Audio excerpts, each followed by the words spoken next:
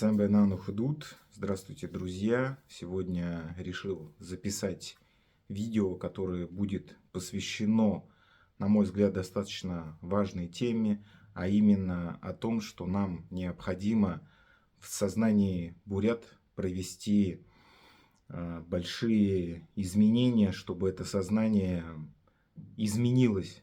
Потому что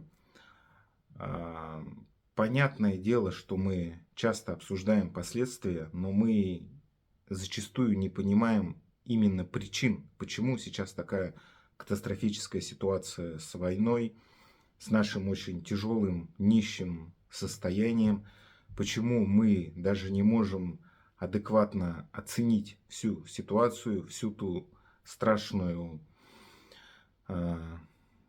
яму, в которую мы попали, почему с нами вообще все это происходит, почему мы никак не можем это хотя бы осознать, понять и делать какие-то правильные выводы и действия.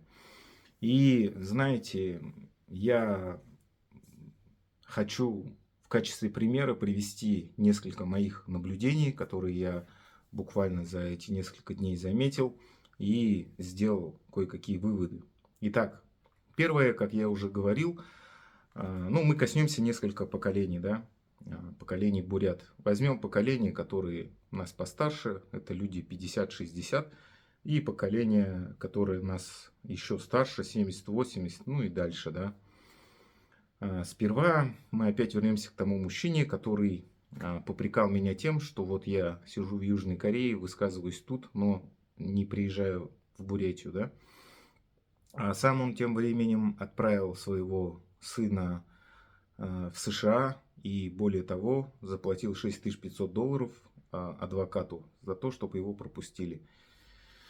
И такой как бы возможностью, лазейкой на самом деле пользуются многие нынешние буряты, которые понимают, конечно же понимают, которым 30, около 40 или за 40, может быть, или старше 20. Они понимают, что перспектив каких-то хороших в Бурятии им не светит. Они хотят себе какой-то достойной, хорошей жизни, и они покидают свою родину, потому что это получается проще, чем бороться, ну, в их понимании, в нашем, наверное, общем понимании до сегодняшнего момента. Им проще уезжать в совершенно новую страну с другим менталитетом, с другим языком и там как-то приспосабливаться, потому что там уже создано другими поколениями, которые боролись за свои права, за свои свободы, создано общество, в котором намного лучше жить, в котором уже все условия созданы. И получается, в какой-то степени, ну не в какой-то, в прямой степени люди приезжают уже, можно сказать, на все готовенькое. То есть не приезжают во времена, когда в США там была Великая депрессия, допустим. Они приезжают, когда уже такой расцвет, да, когда можно пожинать плоды, да, получается, вот это взаимодействие гражданского общества, построение гражданского общества.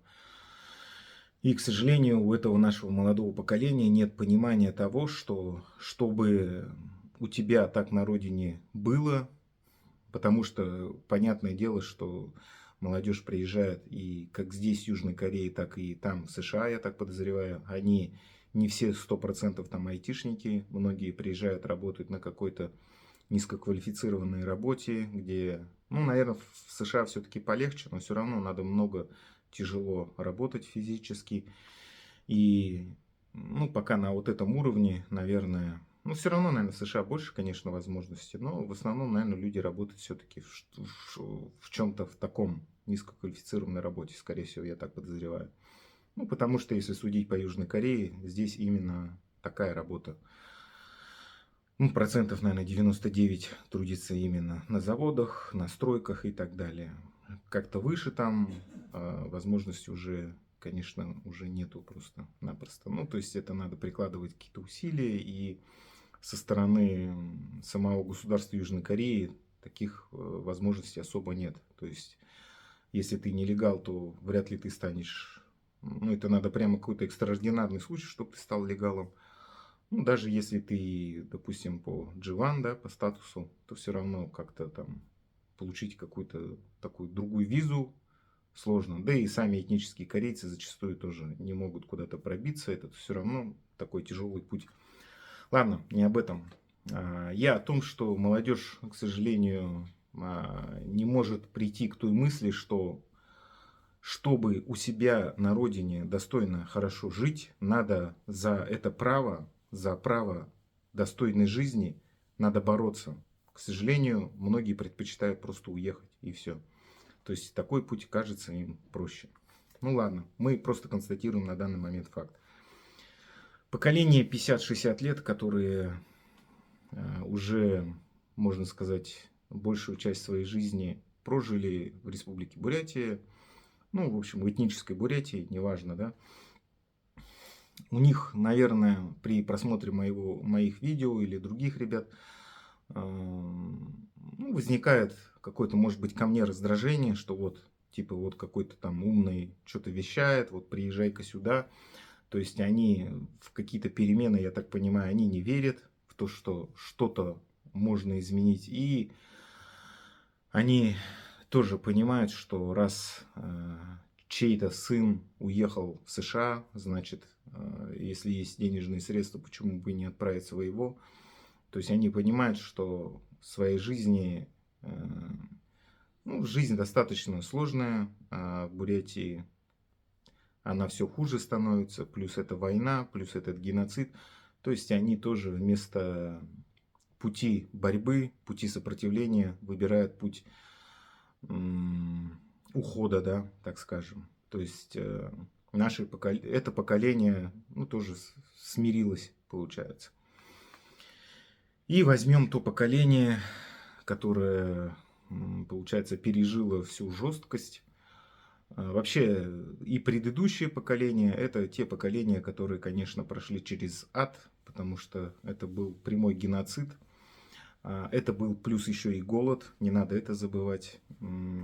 Просто как раз я вот сегодня видел там один сторис про, как сказать, ну, это было связано с тем поколением, которые послевоенные, которые действительно видели голод, которые всю жизнь, как сказать, припрятывали хлеб и так далее. Ну, вы все прекрасно понимаете, о чем я сейчас говорю. То есть те поколения наших бабушек, прабабушек, которые пережили именно геноцид со стороны оккупантов, которые пережили последствия и саму войну, которую развязали тоже вот эти вот оккупанты. То есть они именно, у них страх, связанный именно с, ну, прямо с физическим уничтожением и еще и пыткой голодом, да, можно сказать. Потому что это именно те поколения, которые действительно... Смотрите, я что хотел еще сказать, да, вот немножко сам себя перебью. Почему украинцы не могут понять вообще русский мир и россиян, да, в целом? Ну, давайте берем не всех россиян все-таки. Ну, вот возьмем именно, вот, получается, сам русский народ в основе, да, своей. То есть, смотрите, и еще один факт возьмем. Почему Голодомор устроили именно в Украине и в Казахстане, да? Потому что в Украине было очень сильное сопротивление, оно всегда там было сильное сопротивление против Советского Союза и против коллективизации и так далее, да, то есть именно по этой причине им устроили Голодомор. И смотрите, почему сейчас украинцы не могут понять русский народ, когда они идут на войну, и они пытаются до них достучаться, записывают видео, вот этот вот корреспонденты работают с заключенными, звонят, ну, то есть, кто в плен попал, звонят их родным и так далее. Ну, то есть, пытаются как-то раскачать вот это вот русский народ, да. Но он глух. Знаете, в чем причина? Причина в том, что сам по себе русский народ — это не народ, который когда-то мог и сопротивлялся. Это вся история с этим связана, с этими мясными штурмами. Это народ, который всегда готовится, на самом деле, я сегодня эту тоже частично тему затронул, всегда готовится к плохому. То есть они все это принимают, и образ мышления — это как принятие некого рока, да. То есть, когда кто-то, какой-то военком или еще кто-то приходит, забирает мужа, сына, они не сопротивляются с этим, они это воспринимают как должное.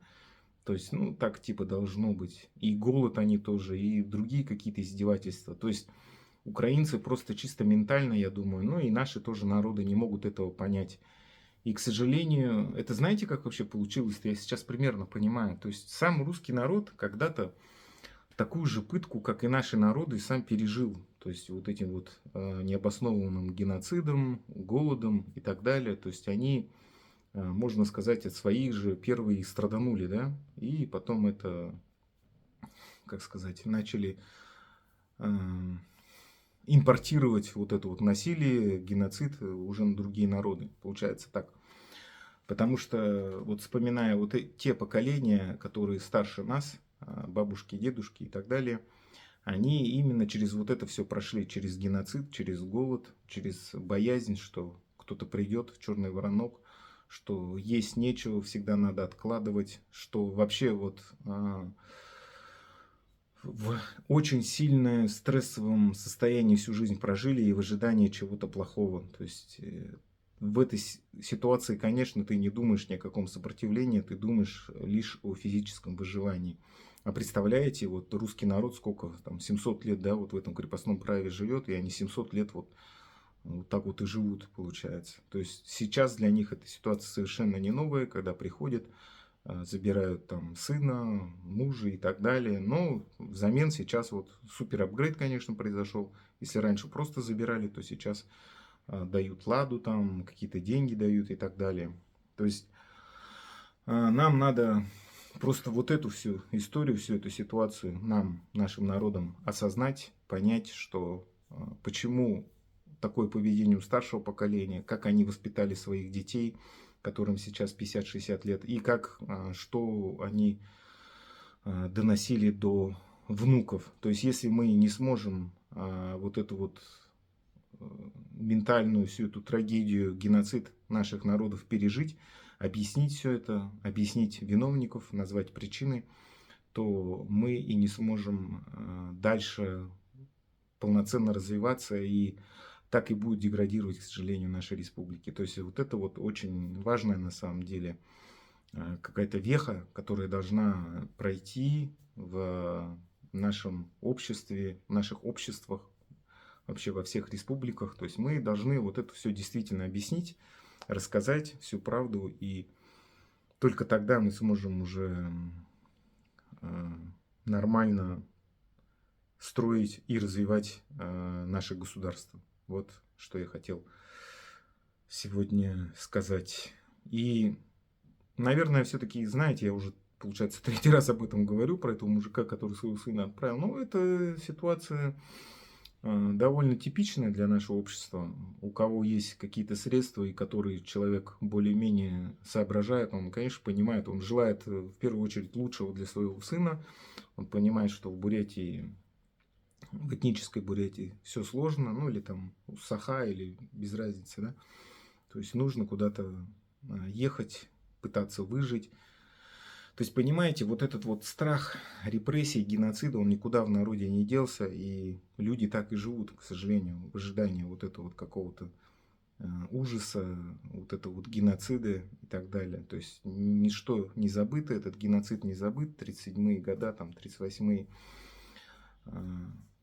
Поэтому, знаете, вот надо, чтобы какое-то наше поколение, которое после нас идет, мы должны это все понять, осознать, что причины именно в оккупации и в той геноцидной политике, которую проводят и проводили оккупанты.